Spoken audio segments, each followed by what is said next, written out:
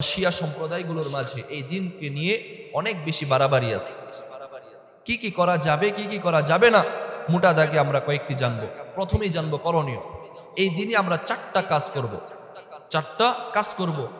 আশুরার মুহররমের 10 তারিখ ইয়াউমে আশুরায় আমাদের জন্য করণীয় চারটা। এক নাম্বার রোজা রাখা। একদিনের রোজায় আল্লাহ তাআলা পিছনের 1 বছরের গুনাহ মাফ করে দিবেন। 1 বছরের গুনাহ মাফ। 2 নাম্বার করণীয় হলো তওবা ইস্তেগফার করা।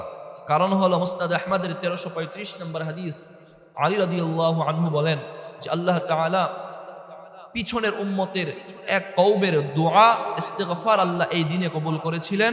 নবী বলেন সামনে আমার উম্মতেরও এক দলের দোয়া এই দিনে কবুল করবেন। সুতরাং এই দিনের দ্বিতীয় করণীয় হলো তওবা ইস্তেগফার করা। কারণ নবী বলছেন যে এই দিনে আল্লাহ দোয়া কবুল করবেন, ইস্তেগফার কবুল করবেন। আজকে ইয়াউমে আশুরার 2 নাম্বার করণীয় হলো তওবা ইস্তেগফার। 3 নাম্বার করণীয় হলো শুধু এই দিনে নয়, এই মাসটাকে কেন্দ্র করে আজকের দিন থেকে এই মাসে শুধু আশুরায় নয়, এই মাসে বেশি বেশি রোজা রাখা, নফল রোজা রাখা। কারণ রমাদানের পরে শ্রেষ্ঠ মাস এটা। রমাদানের পরে নবী বলছেন রমাদানের রোজার পরে শ্রেষ্ঠতম রোজা হলো মুহররমের রোজা। এই জন্য আশুরা রোজার পরেও যদি সুযোগ থাকে, তৌফিক হয়, আরো বেশি রোজা রাখা 3 নাম্বার। 4 নাম্বার করণীয় হলো পরিবারের জন্য সাধ্য অনুযায়ী উত্তম খাবারের ব্যবস্থা করা।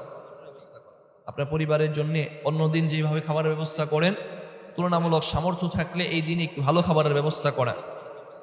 বাইহাকির শুআবুল ঈমানের 3791 নম্বর হাদিসের বর্ণনা, জাবির ইবনে আব্দুল্লাহ রাদিয়াল্লাহু তাআলা আনহু বর্ণনা করেন, মান ওয়াসসআ আলা আহলিহি ফি ইয়াউমি আশুরা ওয়াসসআ আল্লাহু আলা আহলিহি তুলা সানাতিহি।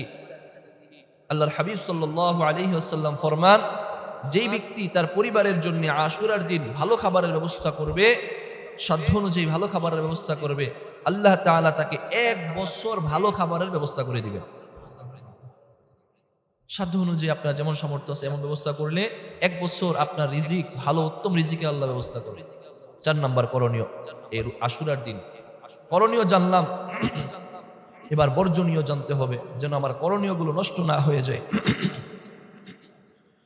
এই দিনে বর্জনীয়গুলো অনেক বেশি, আমাদের সমাজে অনেক বেশি বর্জনীয় এসে গেছে। 7টা বর্জনীয় জানবো। 1 নাম্বার, আশুরার দিনকে কেন্দ্র করে তাজিয়া মিছিল বের হয়। হাই হুসাইন করে একটা মিছিল বের হয়, কালো পতাকা উত্তোলন করে নিজের শরীরকে। আরো কিছু নিষিদ্ধ আছে। প্রথমত নিষিদ্ধ হলো তাজিয়া মিছিল, যেটা হাই হুসাইন করে বের করা হচ্ছে, এই দিনটা নিষিদ্ধ। তারা মনে করে তাদের আকীদায়ও অনেক কিছু গলত আছে। এই কথাই না বলে যদি সামনে সুযোগ হয় কারবালার ইতিহাস আমরা শুনবো, বলার চেষ্টা করবো ইনশাআল্লাহ। আজকের ইয়াউমে আশুরা, আশুরার দিনের নিষিদ্ধ বর্জনীয় এর 1 নাম্বার হলো তাজিয়া মিছিল নামে যে মিছিল বের হয়, এটা বর্জনীয়। হাই হুসাইন করে যে মিছিল, এটা বর্জনীয়। 2 নাম্বার, এই মিছিলের গিয়ে শুধু তারা মিছিলই করে না, সাথে সাথে দেখবেন গালে থাপড়াচ্ছে, ছুরি দিয়ে শরীরে আঘাত করছে, শরীরে জখম করে ফেলতেছে। কি একটা অবস্থা! মানে বোঝাচ্ছে ওই দিন কারবালার ময়দানে হুসাইন রাদিয়াল্লাহু আনহু আরো সহ 72 জন নারী শিশু, ওনারা শরীর জখম হয়ে গিয়েছিল, ক্ষতবিক্ষত হয়ে গিয়েছিল। তো এই জন্য নিজেদেরকেও জখম করে। ইসলামে এর কোনো প্রমাণ নাই। যদি এর প্রমাণ থাকতো তাহলে এর চেয়ে দামি রাসূল সাল্লাল্লাহু আলাইহি ওয়াসাল্লামের মৃত্যু হয়েছে, আরো অনেক সাহাবায়ে কেরামকে শহীদ করা হয়েছে। তো তাদের মুহাব্বতে তো মুসলমান বাকি থাকার কথা ছিল না।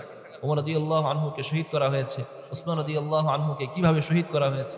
তো এমন হলে মুসলমান তাদের মুহাব্বতে আরো নিজেদেরকে শেষ করে ফেলতো। ইসলামে এর কোনো প্রমাণ নাই। 2 নাম্বার, শরীর জখম করা, এটা নিষিদ্ধ। 3 নাম্বার, এই আশুরার দিনকে কেন্দ্র করে মসজিদে অনেক লাইটিং করা হয়। কিছু কিছু জায়গায় ঢাকাতে দেখবেন মসজিদে আলোকসজ্জা করা হয়, অতিরিক্ত আলোকসজ্জা।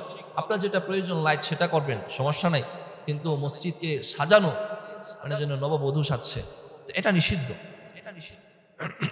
4 নাম্বার, এই দিনকে কেন্দ্র করে, শুধুমাত্র এই দিনকে কেন্দ্র করে মিষ্টি বিতরণ করা, এটাও নিষিদ্ধ। 5 নাম্বার, বাচ্চাদেরকে খালি পায়ে বের করা, রাস্তায় খালি পায়ে বের করে দেয়া, খালি পায়ে হাঁটানো, এটাও নিষিদ্ধ।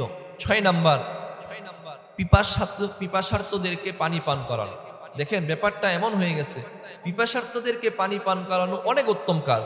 হাদিস শরীফে রাসূল বলছেন, উত্তম সদাকা হলো কোনো একজনকে পানি পান করানো, উত্তম সদাকা, তাকে পানি পান করানো, এটা সদাকা। কিন্তু এই দিনকে কেন্দ্র করে তারা বিশ্বাস রাখে যে কারবালার ময়দানে হুসাইন রাদিয়াল্লাহু আনহু পানি করেছেন, কেউ একটু পানি দিল না, এখন কেউ পানির কারণে মরে যাবে, এটা হতে দিব না, এজন্য সবাইকে পানি দেয়। এই বিশ্বাস রেখে যখন এটা করবে, এটা বর্জনীয়, এটা নিষিদ্ধ। 7 নাম্বার, শোক মিছিল, কালো পতাকা দিয়ে শোক মিছিল বের করে, তাজিয়া মিছিলের সাথে শোক মিছিল নামে আরো যেই সমস্ত মিছিলগুলো বের করা হয় এই জিনিসগুলো নিষিদ্ধ। এটা আকীদার সাথে সম্পৃক্ত, ঈমানের সাথে সম্পৃক্ত। এই জন্য যে সমস্ত বর্জনীয় কাজগুলো আছে, আমরা যেন আমাদের মুসলমান ভাইদেরকে যেন আল্লাহ তাআলা এই বর্জনীয় কাজগুলো থেকে বিরত থাকার তৌফিক দান করেন, বলেন আমিন।